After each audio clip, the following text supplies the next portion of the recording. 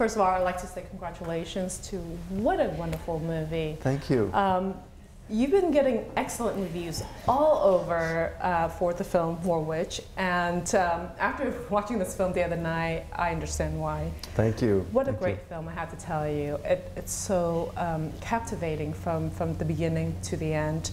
And I understand the story of this film originally was inspired by real events that took place in Burma, yeah, right? Yeah, yes? yeah, absolutely.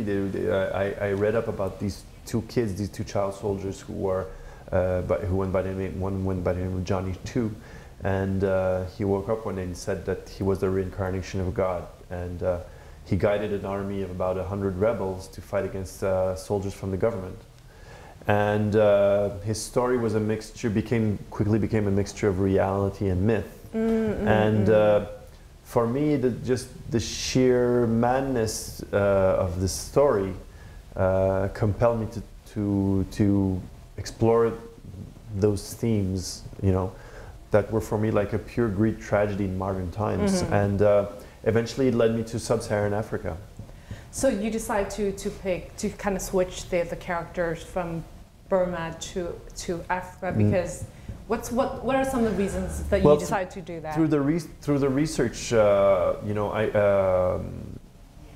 there were a lot of personal accounts of ex-child soldiers, and most of them came from sub-Saharan Africa. You know, at a certain point, I realized that a lot of the stories were told by girl soldiers rather than boy soldiers. So eventually, what I wanted to tell was a story mostly about a girl, not just a girl soldier, but a girl who's abducted by rebels and who finds the inner strength to get out of it. You know? So for me, War Witch is also a love story.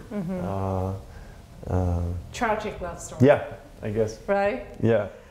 And the film, I understand, you shot in the Democratic Republic of Congo. Yeah, the DRC. Why did you choose to shoot there, and what was it like?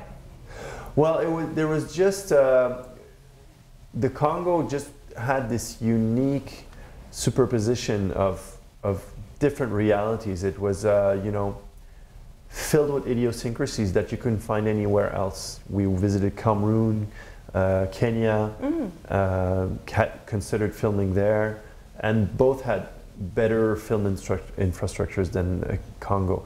What Congo had was this kind of cry out against conformity, which in a way, you know, you felt good about seeing these things where not everything is a 90-degree angle. Everything, you know, there's, you know, an inner life, there's more organicity to life than what we have in Canada, in Montreal, where, you know, our society tends to be very,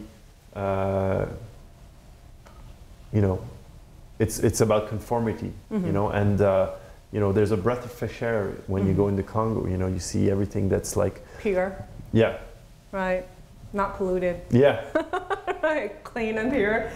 I have to say, you did such a great job in casting for this movie. Thank you. The young actress, her name is Rachel Mwanza, yeah. She was amazing. Really? And, I mean, I'm like, gosh, I mean, how did he find this young, talented actress and you know, deliver her performance 100% or 110% amazingly? How did you find her, and how difficult was it in terms of casting this film?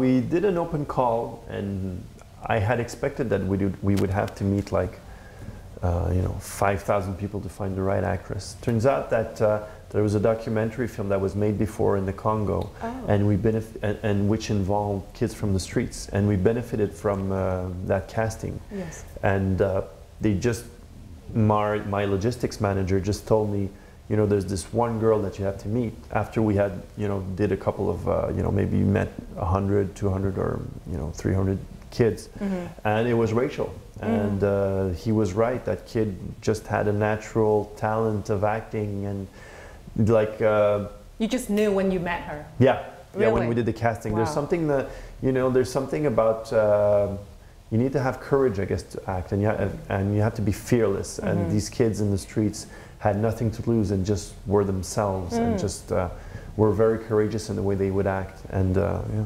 And Ragel's love interest in this film, the magician, is from an albino tribe. Supposedly, I'm assuming that because he's so different compared to his peers. You mean the real Africa. Actor or the real actor? But I'm saying his character. Okay, was that considered like he's from an albino tribe in Africa? And I'm just curious. Does these albino tribes really exist in Africa?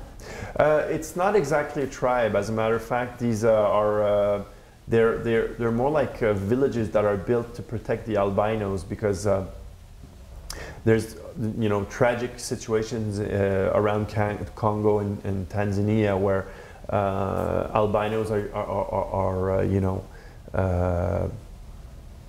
being killed. They're being killed for different reasons, and so they created these villages to protect them. Can you please just kind of share a little story, because I know you're half Vietnamese, half Canadian. So what was it like growing up in part of French Canada? Sure. Being half Vietnamese and half French Canadian. So I'm born in Montreal. My father came to Montreal in the 60s. He wasn't on a boat. He came. He got a scholarship as a student, and he was a mathematician, became an economist and contributed to building the health system in Canada. Wow. And he met my mother while he was a student, and that's when I popped out. Are you the only child in the family? No, I have a bigger brother, a younger brother, and a younger sister. And yeah, I lived all of my life in Montreal, but my work did give me the privilege of traveling a lot around different parts of the world, and that's where I'm at today. Can you tell us about the actor who plays Ragel's love interest? Yeah, Eminem. Is that his name? Yeah, they call him Eminem in Kinshasa. Yeah. So he's really good too. Isn't he? Yeah. I'll tell him that. Both of them have their Facebook pages. You can look them up, and you can give them your Eminem. I don't know what's his Facebook page. I'm not on Facebook, unfortunately. But yeah, Eminem, when he did his audition, he told us he was 16, but he was 18 at the time. So he's pretty smart, the authority that he carries in the movie, he has it naturally in real life. When we were shooting the film, we'd love, these were difficult conditions, and it was a treat to be there and to live this adventure. But at the end of the day, we love to go in Kinshasa clubs. They had the great, amazing music that was very, very progressive, and so he would bring us in these clubs, and he would already, he would protect us. He would take care of us. He would bring us to these tables, and he already had this kind of paternal instinct that he carries in the film. Is he also considered an albino?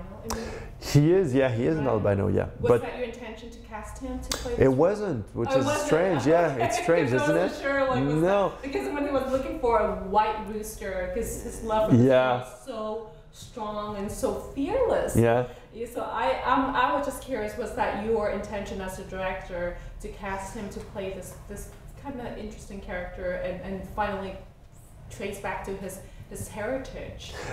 No, that's what's really strange, is that we didn't plan for him to be an albino. He just turned out to be the best actor of the whole bunch. And then when he found the rooster, it happened to be at the exactly. So we, for a moment, we were.